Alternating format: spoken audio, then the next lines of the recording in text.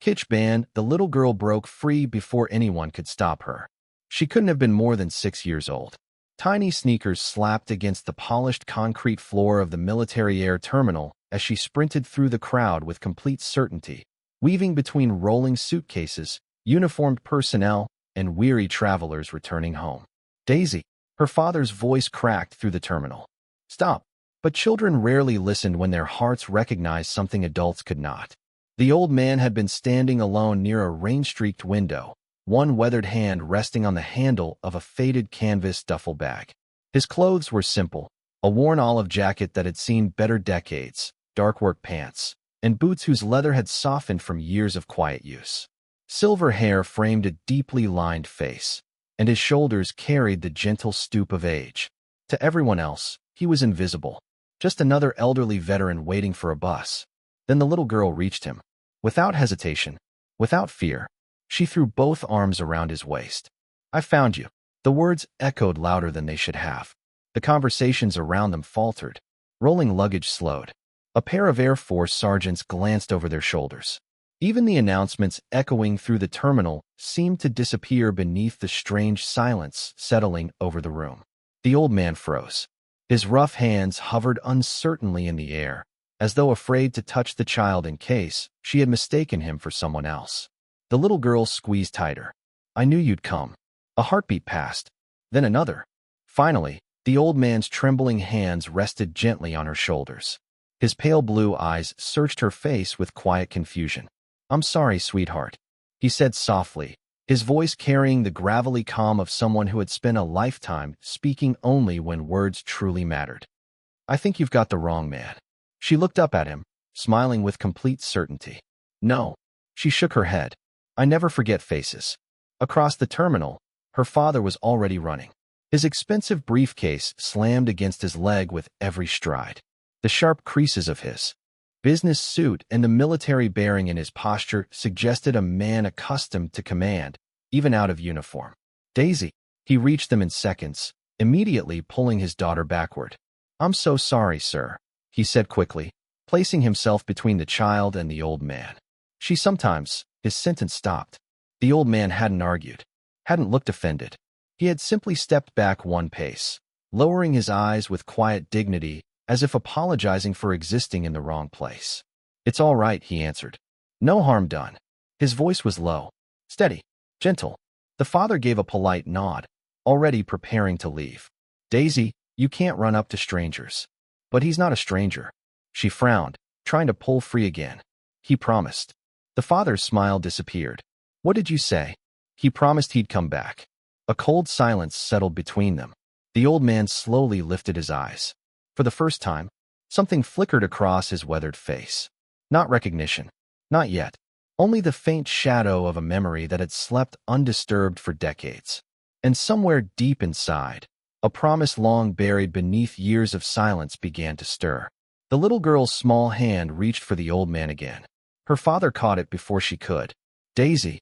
His voice was calm now, but only because years of military discipline refused to let panic show. We've talked about this. You don't run to people you don't know. She frowned, her bright blue eyes fixed stubbornly on the old man. But I do know him. No, sweetheart. Yes, I do. The terminal seemed to breathe around them once more. Conversations resumed in cautious whispers. A baggage cart rattled across the polished floor. An overhead announcement called the arrival of Flight 287 from Colorado Springs. Yet dozens of eyes continued drifting back toward the strange trio, standing beneath the enormous American flag hanging from the ceiling. The old man shifted his duffel bag onto his shoulder. I'm sorry for the misunderstanding, he said quietly. Kids have wonderful imaginations. He offered the child a gentle smile before taking a slow step backward. I hope you both have a safe trip. He turned to leave. Wait. Daisy's voice rang through the terminal. The old man stopped. She slipped from her father's grasp just enough to point at him. You still limp. He froze. So does your shoulder. Silence. Real silence this time. The father stared at his daughter. What did you say? She blinked innocently. You said heroes get hurt. She pointed again. His shoulder still hurts. The old man's weathered face remained unreadable, but his right hand had unconsciously drifted toward the faded olive jacket covering his left shoulder. An old habit, one he hadn't noticed himself in years. The father noticed. His expression tightened. Daisy, who told you that? She looked confused. He did. No one told me. He did. She smiled at the old man as though the answer were perfectly obvious. When I dreamed about him. The father let out a strained laugh. There it is. He looked apologetically toward the old man. I'm really sorry, sir. She's had an incredible imagination ever since she was little. The old man nodded. No apology necessary. Children sometimes said things that adults couldn't explain. He had learned that long ago. Still, something about the girl's certainty unsettled him. She wasn't guessing. She wasn't pretending. She looked at him the way old comrades once had, as if she had known him for years. The father reached into his jacket pocket and produced a business card. If this caused you any trouble. He hesitated. My name's Daniel Carter. He extended the card politely. The old man accepted it with rough, careful fingers. His eyes settled on the name. Daniel Carter. For an instant, the bustling terminal disappeared. Rain. Rotor blades. Mud. A young lieutenant with blood running down one side of his face, shouting over the deafening roar of a helicopter. Don't leave me. The memory flashed so quickly it barely existed. The old man blinked. The terminal returned. He looked again at the business card, then slowly lifted his eyes to the man standing before him. You served? Daniel gave a small nod. Army. Retired 3 years ago. The old man studied him quietly. Not his suit. Not the expensive watch. Not the polished shoes. His eyes searched the man's face, as though trying to find someone much younger hiding beneath the passing years. Daniel felt strangely uncomfortable under that gaze. There was no challenge in it. No judgment. Only an impossible familiarity. I'm afraid we've never met, Daniel said. The old man gave the faintest smile. Perhaps not. But he looked once more at the little girl. Someone remembers something. Neither of them noticed the elderly airport volunteer standing 20 feet away. She had watched the entire exchange without interrupting. Now her attention wasn't on the child. It wasn't even on Daniel. It was fixed on the old man's faded canvas duffel. A worn leather name patch was stitched near the handle. The stitching had nearly disappeared with age. But one word, one name, made her eyes widen. She quietly reached the airport volunteer's fingers hovered over the phone. She wasn't calling security. She wasn't calling airport operations. Instead, she opened an old contact she hadn't used in nearly 4 years. Colonel James Whitaker, read. Her late husband had served under him decades ago. If anyone could answer the question suddenly burning in her mind, it would be Whitaker. She snapped a discreet photo of the faded name stitched onto the canvas duffel. The letters were barely visible. J. Callahan. She pressed send. Only 3 words followed. Is this him? Across the terminal, Daniel Carter knelt beside his daughter. Daisy. His voice softened. I need you to tell me the truth. She nodded. Have you ever seen this gentleman before today? She looked almost offended. I told you. He promised. Daniel forced a patient smile. Where? She pointed toward her own temple. In my dreams. Several nearby travelers exchanged uneasy glances. One woman whispered to her husband. Poor kid. Another shook his head. Children imagine all kinds of things. The old man remained silent. His weathered hands rested on the handle of the duffel bag. He had lived long enough to know there was no argument powerful enough to defeat a child's certainty. I'm afraid she's mistaken, he said gently. I've never met either of you. Daisy immediately shook her head. That's not true. Her tiny voice carried through the growing silence. You carried Daddy. Daniel blinked. What? She pointed directly at the old man. You carried him because he couldn't walk. Every muscle in Daniel's body stiffened. His smile vanished. What did you just say? The little girl answered with the calm confidence only children possess. His leg was hurt. So you carried him. No one else could. The terminal seemed to stop breathing. Daniel stared at his daughter as though seeing her for the first time. He had never, not once, told anyone about that day. Not his coworkers. Not his neighbors. Not even Daisy's mother. There were memories soldiers buried because words were never enough. This was one of them. His voice became almost a whisper. Daisy, who told you that? She frowned. No one. I remember. Daniel's pulse quickened. You, remember what? The rain. She spoke slowly now, as though describing something she could still see. It was loud. There was smoke. Daddy was sleeping. The helicopter was broken. And she looked back at the old man.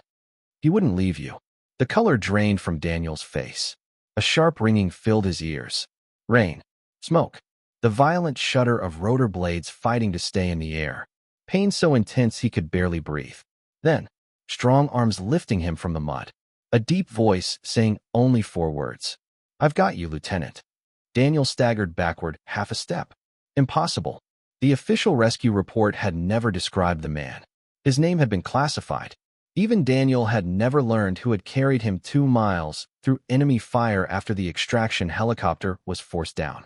Every request he'd filed over the years had returned the same answer. Records unavailable. The old man noticed the change in Daniel's expression. Quietly, he tilted his head. You look unwell, son. Daniel barely heard him. His eyes remained locked on the old man's face. Older. Thinner. The hair completely white. But the eyes. Those calm, unwavering blue eyes. Why did they feel so familiar? Before he could speak, a sharp vibration buzzed from the airport volunteer's phone. She looked down. Colonel. Whitaker had replied. There were only 6 words. Keep him there. Don't let him leave. Before she could even process the message, another one appeared. This one came less than 10 seconds later. I'm calling someone at the Pentagon. The volunteer slowly lifted her eyes toward the quiet old man. Her hands began to tremble. Whatever she had stumbled into, it was far bigger than she had imagined. For the phone clipped to her belt. No one moved. The terminal, bustling only moments ago, seemed to have surrendered to an invisible gravity centered on the old man. Daniel Carter stood rooted to the polished floor, his breathing shallow, his eyes refusing to leave the stranger's face. His daughter quietly slipped her hand into the old man's weathered fingers. This time, he didn't pull away. Instead, he looked down at the little girl with the same gentle uncertainty that had never left his expression. Daisy, he said softly, why do you think you know me? She smiled. You kept it. The words barely rose above a whisper. The old man's brow furrowed. Kept what? The promise. Her answer carried no hesitation, only the simple certainty of childhood. Then she pointed toward the faded canvas duffel resting against his leg. It's still in there. Daniel frowned. What is? The shiny one. The old man remained perfectly still. For several long seconds, he simply stared at the child. Then, with slow, deliberate movements, he crouched beside the duffel. The heavy brass zipper rasped softly as he opened it. Inside was almost nothing. A neatly folded rain poncho. A weathered thermos. An old paperback novel with creased corners. A carefully wrapped bundle of faded photographs tied together with fraying twine. Everything spoke of a man who traveled light. A man who had spent years carrying only what mattered. His hand disappeared beneath the photographs. When it emerged, it held a small leather pouch. The brown leather had darkened with age until it was nearly black. The edges were cracked. The stitching had been repaired more than once with different shades of thread. It wasn't valuable. It wasn't impressive. It simply looked loved. Daniel felt an unexpected tightening in his chest. Something about the little pouch tugged at a memory he couldn't quite reach. The old man turned it over once in his hands before gently unsnapping the brass clasp. Inside rested a single object. A tarnished silver challenge coin. No official seal. No military branch. No unit insignia. Only a deeply engraved image of an oak tree. Across its roots were 4 simple words. No one left behind. The coin had been handled so many times that the edges were polished smooth. The little girl gasped. There it is. She reached toward it instinctively, but stopped herself just short of touching it. Daniel stared. His pulse quickened. The oak tree. The worn engraving. Why did it feel familiar? The old man slowly rubbed his thumb across the coin's surface, as though tracing memories instead of metal. It isn't official, he said quietly. It never was. His voice carried a warmth that hadn't been there before. It was made by 5 young soldiers with far more hope than money. He smiled faintly. We found an old machine shop outside Da Nang. The owner agreed to stamp these after hours. His eyes drifted somewhere far beyond the terminal windows. We each carried one. Daniel's heartbeat grew louder. 5 soldiers. 5 coins. Something inside his mind was beginning to unlock. The old man continued. We made a promise. If one of us ever came home, he'd carry the others with him. Silence settled over the small gathering. A nearby airline employee quietly removed his cap. Even strangers who knew nothing about the story could feel its weight. Then Daisy tilted her head. "Turn it over." The old man blinked. "What?" The other side. For the first time since opening the pouch, genuine surprise crossed his face. Very slowly, he obeyed. He turned the coin over. Daniel inhaled sharply. Carved into the worn silver, almost erased by decades of use, were 5 initials surrounding a single date. JCRMEHLWDC. Beneath them, October 14th, 1998. Daniel's knees nearly gave way. His own initials. His own deployment date. A date he had never spoken aloud in front of his daughter. A date that existed only in sealed military records, and in the nightmares that still woke him before dawn. The old man looked from the coin to Daniel, then back to the initials. His calm blue eyes slowly widened. For the first time in decades, certainty replaced uncertainty. His lips parted ever so slightly. "Lieutenant." The word escaped almost involuntarily. "Daniel Carter." The word hung in the air. "Lieutenant Daniel Carter." Daniel's breath caught in his throat. He had not introduced himself by rank. Not today. Not for years. Yet the old man hadn't hesitated. He hadn't guessed. He remembered. The terminal faded into silence as Daniel stared at the weathered face before him. His pulse hammered against his ribs. The worn challenge coin trembled ever so slightly in the old man's hand. Then his thumb brushed across the engraved oak tree once more. The world dissolved. The sterile brightness of the airport disappeared. It became rain. Relentless. Cold sheets of rain crashed through a jungle so dense the afternoon sky had vanished beneath its canopy. Rotor blades chopped the humid air overhead, their frantic rhythm swallowed by explosions echoing across the valley. Mud clung to boots. Smoke drifted between shattered trees. The smell of wet earth mixed with burning aviation fuel and cordite. A black hawk lay broken in a clearing, its tail section twisted like torn metal ribbon. The emergency beacon pulsed weakly beneath the wreckage. Men shouted over the storm. "Perimeter. Cover the east." "Medic." Gunfire answered from the tree line. Short. Controlled. Closing in.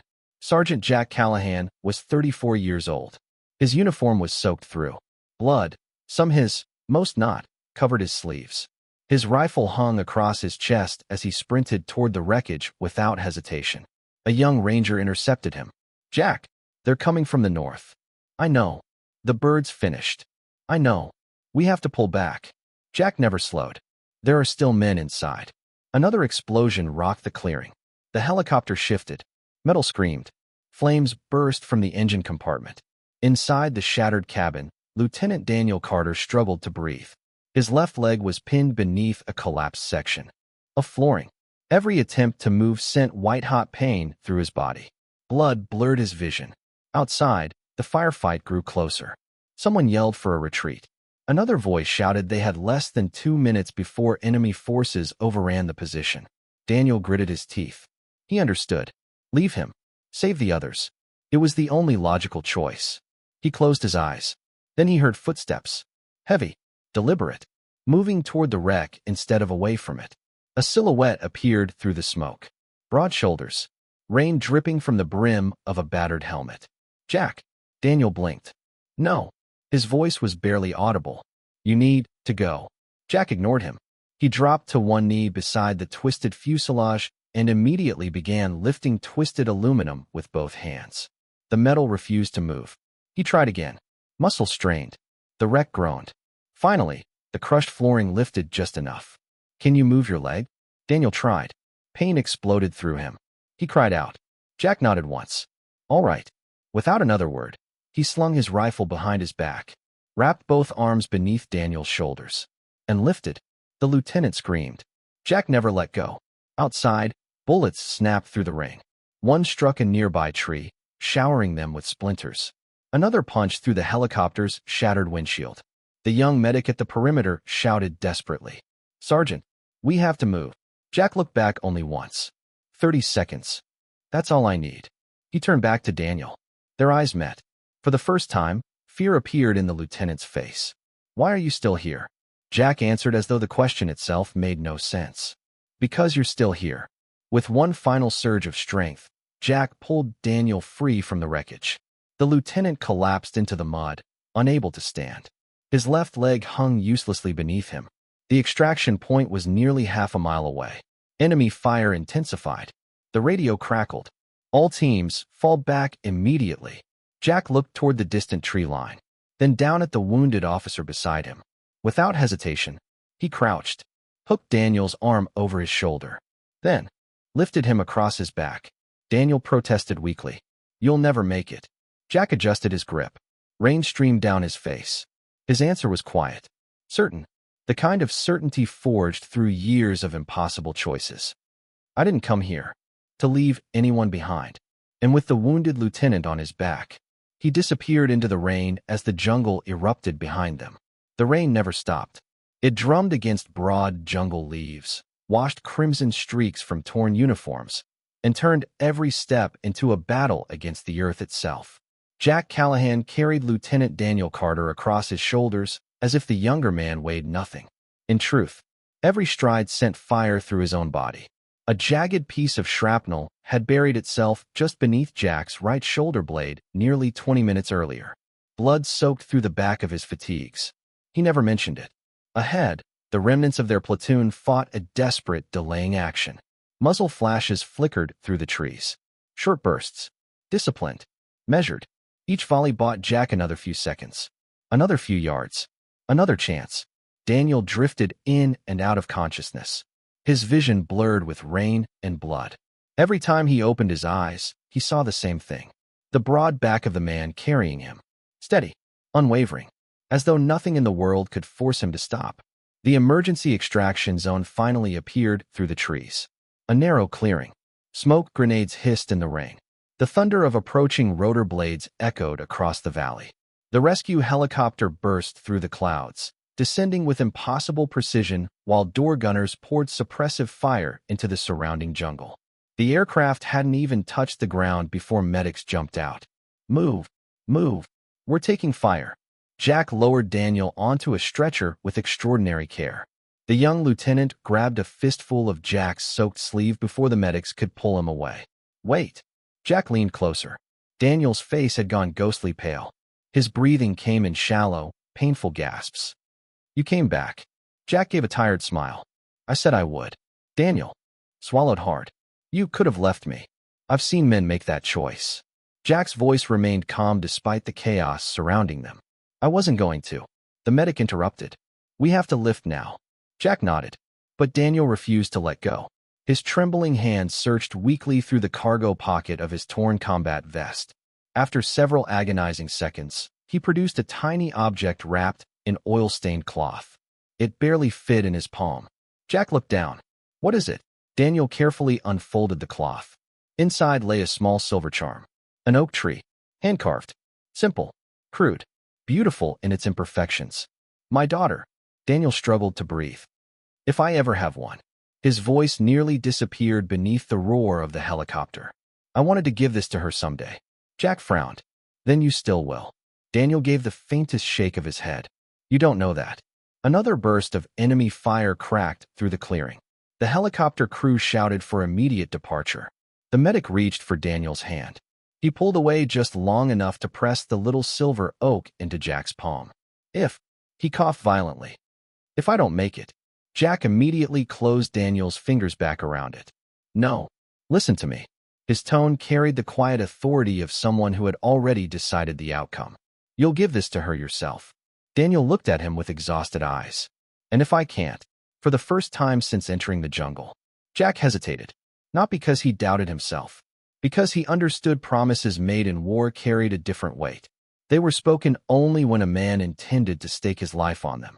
He slowly took the silver oak once more, wrapped it carefully in the cloth, placed it inside the worn leather pouch he always carried close to his heart. Then he looked directly into Daniel's eyes. "If the day ever comes, when your little girl needs to know who her father really was, I'll be there." Daniel's lips trembled. "You don't even know if she'll exist." Jack smiled. "Then I'll spend the rest of my life hoping she does." The helicopter crew chief shouted again. "We're lifting." Daniel's stretcher disappeared into the aircraft. As the doors began to close, he forced out one last sentence. "What if we never meet again?" Jack stood alone in the rain. Rotor wash whipped his soaked uniform against his body. Mud swirled around his boots. He raised one hand in a quiet salute. Not formal. Personal. A promise between soldiers.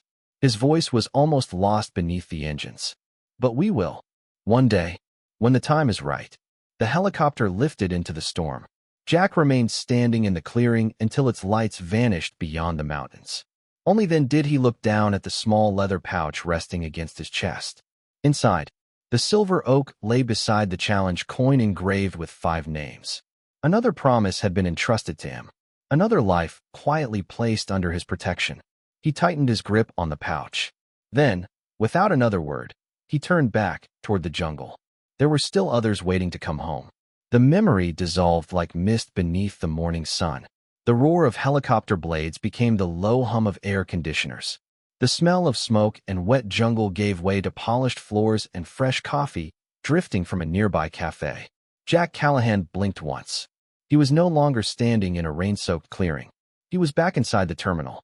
The worn leather pouch rested quietly in his hand. For a long moment, no one spoke. Daniel Carter stared at the silver challenge coin as though it were impossible for it to exist. His chest rose and fell unevenly. His daughter stood beside Jack, her tiny hand still wrapped around 2 of the old veteran's fingers. She smiled with innocent contentment, unaware that the world around her had completely changed. Daniel swallowed hard. Jack. The name escaped him before he realized he had spoken. The old man slowly lifted his eyes. No denial. No surprise. Only a quiet acceptance. I haven't heard anyone call me that in a long time. Daniel's knees weakened. He lowered himself onto a nearby bench before his legs gave out entirely. It can't be. Jack said nothing. He had learned long ago that truth never needed to argue for itself. Daniel searched the old man's face again. The years had changed everything. The strong jaw had softened. The dark hair had turned completely white. Deep lines crossed his forehead and cheeks. But the eyes? Those steady blue eyes that had looked through rain, smoke, and gunfire without ever surrendering to fear. They had not changed. Not at all. You carried me, Daniel whispered. Jack answered with a faint smile. You were lighter back then. A quiet laugh escaped Daisy. She didn't understand why her father suddenly looked as though he might cry. I told you, she said proudly. You know him. Daniel covered his mouth with one trembling hand. For 28 years. He had searched. Whenever another deployment ended, whenever another reunion brought old soldiers together, whenever another name surfaced from declassified reports, he asked the same question. Who carried me out? No one ever answered. Some didn't know. Others simply shook their heads. A few said the records had disappeared. Eventually, Daniel stopped asking. He convinced himself that the man had probably never survived the war. It was easier that way. Heroes belonged to memories, not airport terminals. His voice cracked. I thought you were gone. Jack looked toward the rain-speckled windows. So did I. The answer carried no bitterness, only quiet reflection. Daniel noticed it then. Jack's right hand. The fingers were slightly twisted. Old fractures. Poorly healed. His left shoulder rested lower than the other. Every few seconds, almost unconsciously, he shifted his weight to ease a pain that had clearly become a lifelong companion. The injuries had never truly left him. Neither had the war. You were wounded. Jack glanced at his shoulder. It happens. It nearly killed you. Jack smiled faintly. It didn't. Another silence settled between them. Not uncomfortable. Not uncertain. The silence of 2 men separated by decades and reunited by a promise neither had forgotten. Around them, the terminal slowly returned to life. Passengers resumed walking. Announcements echoed overhead. A toddler laughed somewhere near the food court. Yet those closest to the small gathering found themselves slowing their pace. An airline. Captain paused beside a newsstand. 2 Marines waiting for a connecting flight quietly removed their covers without fully understanding why. An elderly woman gently touched her husband's arm and whispered, "Something important is happening." Neither Jack nor Daniel noticed. Their attention remained fixed on one another. Finally, Daniel spoke the question that had haunted him for nearly 3 decades. Why didn't you ever find me? Jack looked down at the leather pouch in his hands. I tried. Daniel frowned. What do you mean? I visited Walter Reed twice. I asked about the young lieutenant from the crash. They told me your records had been transferred. I wrote 2 letters. No reply. I figured. He paused. You had a family. A new life. I didn't want an old soldier showing up to remind you of your worst day. Daniel closed his eyes. A painful realization washed over him. Those letters. His wife had once mentioned that military correspondence from the late 90s had been lost after they moved across 3 different duty stations. He had laughed it off. Just paperwork. Now, he wondered if the most important letters of his life had slipped through his fingers without him ever knowing. Before he could respond, the airport volunteer's phone vibrated again. She glanced at the screen. Her eyes widened. The message was short. Do not let Mr. Callahan leave. ETA, 12 minutes. Beneath it was a second line. General Robert Hayes is already en route. The volunteer slowly looked up. Across the terminal, beyond the glass entrance doors, the distant wail of approaching sirens began to echo through the morning air.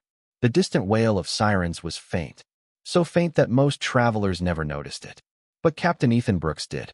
Standing near Gate 12 in a flight suit still marked with the subdued wings of an Army aviation officer, he had been waiting for a delayed transport to Fort Liberty. A duffel bag rested at his feet, and a steaming paper cup of coffee had long since gone cold in his hand. He had watched the encounter from the beginning. At first, it looked like nothing more than a lost child embracing the wrong elderly traveler. Then he noticed the old man's posture. Not his age, not his clothes, his posture. Even with a slight stoop, the man unconsciously positioned himself where he could see every entrance to the terminal. His back was never fully exposed. His eyes drifted across exits, windows, reflections in the polished floor, and the movement of every person within 20 yards. It wasn't nervousness. It was habit, a habit no civilian ever developed. Brooks had flown combat rescue missions overseas.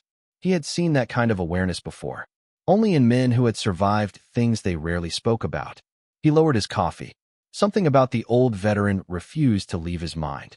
Then he saw the challenge coin, only for a second, as Jack returned it carefully to the worn leather pouch. The morning light slipped through the terminal windows and reflected across its scarred silver surface. Captain Brooks frowned. An oak tree. 5 initials. No military seal. No official crest. Yet, something stirred in his memory. Years earlier, during survival training, one of his instructors had ended a lecture with an unusual sentence. If you ever meet a man carrying an oak coin without a unit marking. The instructor had stopped there. Someone asked why. The old warrant officer had simply answered, "You'll know when the right people arrive." Everyone laughed. Brooks never forgot it. He looked back toward Jack. The old veteran wasn't trying to impress anyone. He wasn't telling stories. He wasn't displaying medals. If anything, he looked slightly embarrassed by all the attention. That unsettled Brooks even more. Real heroes rarely announce themselves. A sudden vibration buzzed against his thigh. His government-issued phone. He glanced down. Nothing important. A routine scheduling update. He dismissed it, then looked once more at Jack. Daniel Carter was speaking quietly now, emotion visible in every movement. The little girl leaned comfortably against the old veteran's arm as though she had known him her entire life. People nearby had stopped pretending not to watch. Curiosity had become respect. Respect had become silence. Brooks made a decision. He stepped away from the waiting area and walked toward a quieter corner beside a large window overlooking the runway. He pulled out another phone. Not his personal one. The secure government handset issued only to active aviation officers. He hesitated for only a moment, then selected a number saved simply as COL, Michael Donovan, his former brigade commander. The man who had taught him never to ignore instincts earned in uniform. The line connected after a single ring. Donovan. Sir. It's Brooks. What is it, Captain? Brooks glanced over his shoulder. Jack stood exactly where he'd been all morning. Calm. Patient. Completely unaware that the world around him was beginning to shift. Brooks lowered his voice. Sir, I think I've found someone you may want to know about. A brief silence followed. What kind of someone? I'm not certain, but there's an elderly veteran here. He has an unofficial challenge coin with an oak tree. Another pause. Longer this time. When Donovan finally spoke, his voice had changed. Describe him. Brooks did. The faded olive jacket. The worn canvas duffel. The weathered leather pouch. The silver hair. The pale blue eyes. And finally, the name on the bag is Jack Callahan. Nothing. Not even breathing. Then came one quiet question. Did you say Jack Callahan? Yes, sir. The colonel exhaled slowly. Captain, listen very carefully. Brooks instinctively straightened. Yes, sir. Do not let him leave. I'm notifying someone immediately. Who, sir? The colonel's answer came without hesitation. The only man still alive who outranked him that day. The call ended. Captain Brooks stared at the dark phone screen. A chill crawled slowly up his spine. He looked back across the terminal. Jack was smiling gently as Daisy showed him a crayon drawing from her backpack. To everyone else, he still looked like nothing more than a kind old veteran passing through an airport. But Brooks had the unmistakable feeling that within minutes, the terminal would no longer belong to ordinary travelers. It would become the stage for a reunion history had delayed for nearly 3 decades. The secure phone landed on Colonel Michael Donovan's desk with a soft thud. For several long seconds, he didn't move. His office overlooked the sprawling headquarters of Fort Liberty, where helicopters drifted across the morning sky and rows of armored vehicles sat in perfect formation below. Usually, the view calmed him. Not today. His eyes remained fixed on one name scribbled across the legal pad before him. Jack Callahan. It had been almost 30 years since anyone had spoken that name to him without lowering their voice. He reached into the top drawer of his desk, past briefing folders, past operational reports, past retirement paperwork. At the very back lay a weathered green folder, its edges softened by time. Across the tab, written in faded black ink, were 2 words. Callahan file. He hadn't opened it in over a decade. Slowly, he untied the cloth string securing the folder. Inside rested only a handful of documents. A faded unit photograph, a commendation that had never been publicly presented, several heavily redacted mission reports, and one handwritten note. Donovan stared at the familiar handwriting. General Thomas Caldwell, his commanding officer, his mentor, the man who had died 5 years earlier. The note contained only one sentence.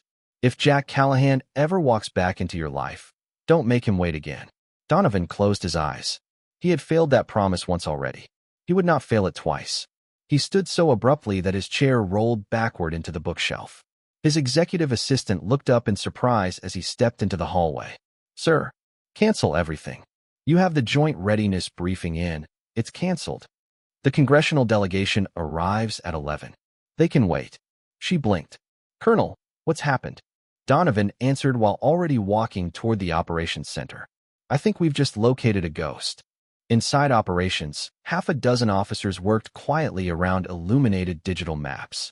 Conversation stopped as Donovan entered. The duty major immediately rose. Morning, sir. Donovan ignored the greeting. I need transportation. Immediately. The major glanced toward the scheduling screen. The helicopters are committed until ground convoy. Fastest available. The room fell. Silent. This wasn't Donovan's normal demeanor. He was composed. Methodical. Never rushed. Today, his voice carried an urgency no one present had ever heard. What level of priorities, sir? Donovan met the major's eyes. Highest. The answer came without hesitation. Treat this as a command-level movement. No one asked another question. Years in uniform taught them when curiosity became unnecessary. Orders began moving across the room. Drivers notified. Security teams assembled. Communications officers opened encrypted channels. Within 90 seconds, engines were already starting outside headquarters. Donovan stepped into the convoy's lead SUV but kept the door open.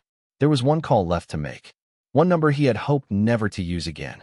It wasn't stored in his phone. He still knew it by memory. The line rang only once. A calm voice answered. This is General Hayes. Donovan stood instinctively straighter. Sir, it's Donovan. A brief pause. I wasn't expecting your call. No, sir. I wish I didn't have to make it. General Robert Hayes heard something beneath the words. Concern, respect, perhaps even disbelief. What happened? Donovan took a slow breath. I believe we've found Sergeant Jack Callahan. Silence.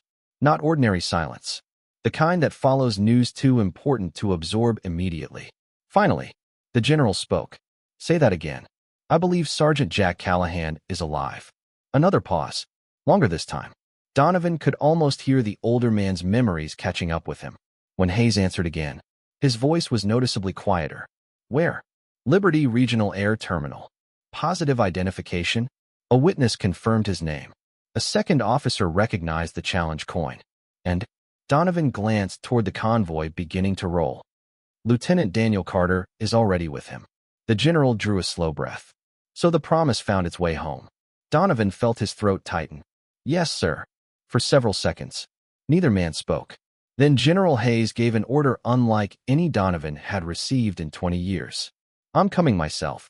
Sir, I can handle. No. Hayes interrupted gently. You can't. He carried one of my officers out of hell. He disappeared before I ever thanked him. Another quiet pause. I won't miss that chance again. The line disconnected. Outside headquarters, military police motorcycles moved into position. Black SUVs eased through the front gate. Their emergency lights remained dark. No sirens. No spectacle. Only purpose. Inside the lead vehicle, Colonel Donovan looked out the windshield toward the distant highway. After nearly 3 decades, history had begun moving again. And somewhere across the city, an old soldier still had no idea that the men who had spent years searching for him were finally on their way.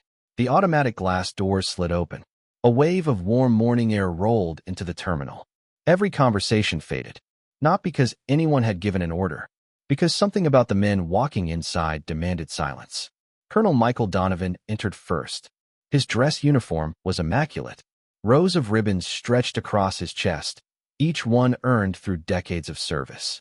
Behind him came Sergeant Major Frank Lewis and 4 uniformed officers. No one spoke. No one looked around. They walked with a single purpose. Straight toward the old man sitting beside a little girl with a green crayon in her hand. Captain Ethan Brooks instinctively came to attention. He wasn't told to. Training took over. The airline captain near the newsstand recognized Donovan immediately. His coffee cup remained suspended halfway to his lips. Even travelers who had never served since the sudden change in the atmosphere. The terminal no longer felt like an airport. It felt like sacred ground. Jack looked up. His expression remained calm. If he recognized Donovan, he gave no sign. He simply rose to his feet with the slow care of an 80-year-old man whose joints protested every movement. The worn canvas duffel rested against his leg. Daisy looked between the 2 men. They came. Jack smiled gently. I suppose they did. Colonel Donovan stopped 6 feet away. For a long moment, neither man spoke. The years seemed to disappear between them. Donovan searched the weathered face before him. The white hair, the lined skin, the tired shoulders. Then he saw the eyes. The same quiet blue eyes that had once looked through smoke and chaos without the slightest trace of panic. His composure cracked. Jack. The word came out barely above a whisper. Jack studied him for several seconds. Then the faintest smile appeared. Michael. Donovan's eyes glistened. You still remember me. Jack chuckled softly. You still walk too fast. A quiet laugh escaped Sergeant Major Lewis. It vanished almost as quickly as it came. None of them could quite believe what they were seeing. Daniel Carter stepped back instinctively. He suddenly understood. This wasn't an ordinary reunion. These men weren't here because Jack had once saved a lieutenant. They were here because every one of them owed the old sergeant something words could never repay. Donovan took one slow step forward. Then another. He stopped directly in front of Jack. For a heartbeat. The colonel said nothing. Instead, he removed his service cap, held it against his chest, and stood perfectly still. The entire terminal watched. Captain Brooks felt the hairs rise on the back of his neck. Something extraordinary was about to happen. Colonel Donovan drew a slow breath. His voice was steady, but thick with emotion. Sergeant Jack Callahan. I've been looking for you for 28 years. Jack lowered his eyes. There was no reason. Donovan shook his head. There was every reason. You disappeared before anyone could thank you. You left before the commendation. You left before the ceremony. You left before history could remember your name. Jack smiled sadly. The men came home. That was enough. Donovan's jaw tightened. No, it wasn't. Without another word, Colonel Michael Donovan came sharply to attention. The movement echoed through the terminal like a rifle crack. Then, he raised his right hand. A flawless military salute. Not rushed. Not ceremonial. Personal. Absolute. Every officer behind him followed instantly. Sergeant Major Lewis. Captain Brooks. The military police at the entrance. One after another. Hands rose in perfect unison. Daniel Carter stared in stunned silence. Passengers looked around in disbelief. The airline captain removed his own cap. The 2 Marines near Gate 12 snapped to attention without waiting for instructions. Within seconds, Every active duty service member in sight stood frozen in salute. No command had been given. None was needed. Only Daisy remained exactly as she had been. She simply reached for Jack's hand. Her tiny fingers wrapped around his weathered ones. She looked up with innocent confusion. Why are they all saying hello? Jack looked down at her. His eyes shimmered for the first time that morning. He squeezed her hand gently. They're not saying hello, sweetheart. His voice was barely audible. They're honoring the men who never got to come home. A profound silence settled over the terminal. Then, from outside, another convoy rolled beneath the entrance canopy. This one was different. The lead vehicle carried 4 small stars mounted beside the American flag. Colonel Donovan did not lower his salute. Neither did anyone else. He whispered quietly, without taking his eyes off Jack. "Sir, he's here." The second convoy came to a stop beneath the terminal canopy. Unlike the first, no one rushed to open the rear door. For a moment, nothing happened. Every salute remained perfectly still. The terminal had become so quiet that the soft hum of the revolving doors could be heard across the entire concourse. Then the rear passenger door opened. A polished black cane appeared first, followed by a pair of highly shined dress shoes. An elderly man stepped carefully onto the pavement. Though age had bent his shoulders slightly, there was nothing diminished about his presence. For silver stars rested upon his shoulders. General Robert Hayes. No commands were given. None were necessary. Every service member standing inside the terminal instinctively straightened another fraction. Even civilians who had no idea who he was unconsciously stepped aside. The general ignored everyone. His eyes searched only for one man. When he found him, he stopped walking. For several long seconds, he simply stood there. His expression, carved by decades of command, slowly unraveled. The old soldier standing beside the little girl was no longer just an elderly traveler. He was the man whose face had haunted every memorial speech, every reunion, every quiet anniversary for nearly 3 decades. Hayes whispered to himself, "You stubborn old fool." A faint smile crossed Jack's face. "You always were late." Several officers lowered their eyes, hiding emotional smiles. Even after all these years, they still spoke to one another exactly as they had in uniform. General Hayes resumed walking. Slowly, deliberately. Every step seemed heavier than the last. When he finally stood before Jack, neither man reached for a handshake. Neither spoke immediately. Years of separation required more than words. Then, without warning, General Robert Hayes removed his service cap, tucked it beneath one arm, and embraced Jack Callahan. Not the brief embrace of ceremony. Not the controlled gesture expected of senior officers. This was the embrace of one old soldier finding another after believing he was gone forever. The general's shoulders trembled. So many years. His voice cracked. "I thought I'd buried every chance to thank you." Jack gently patted his back. "You don't owe me thanks." Hayes pulled back just enough to look him in the eyes. "No. You carried Daniel out. You carried Lewis after Kestrel Ridge. You went back for Ramirez when everyone else believed he was gone." His voice grew heavier with each memory. "And then, you disappeared." Jack lowered his gaze. "The war was over. My part was finished."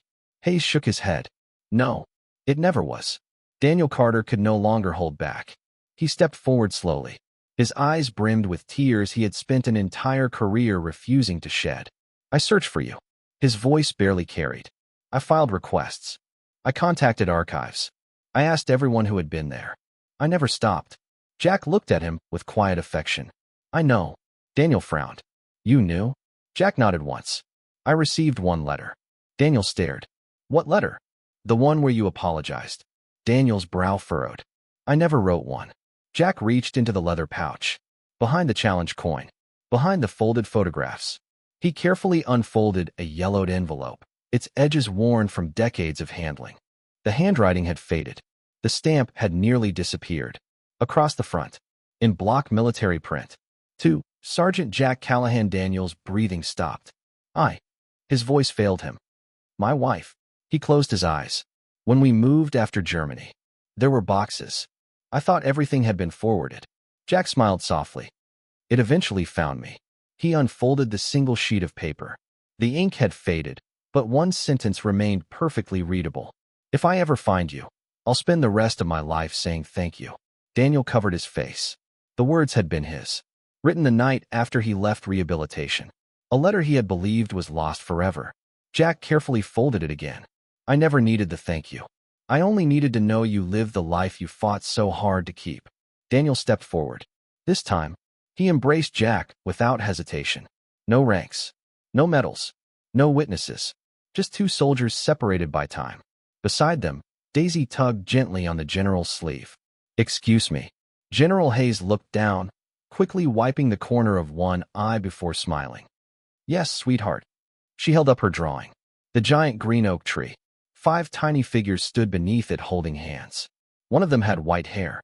Another wore a soldier's cap. Above them she had written, in uneven childlike letters, "Nobody gets left behind." The general accepted the drawing with both hands. He looked at it for a long time, then turned toward every soldier still standing at attention. His voice, though quiet, carried through the terminal. For 28 years, we searched for a hero. He looked back at Jack. It turns out, he was quietly keeping a promise. No one applauded. No one spoke. Many simply lowered their heads. Because at that moment, every person in the terminal understood that they had not witnessed the return of a forgotten veteran.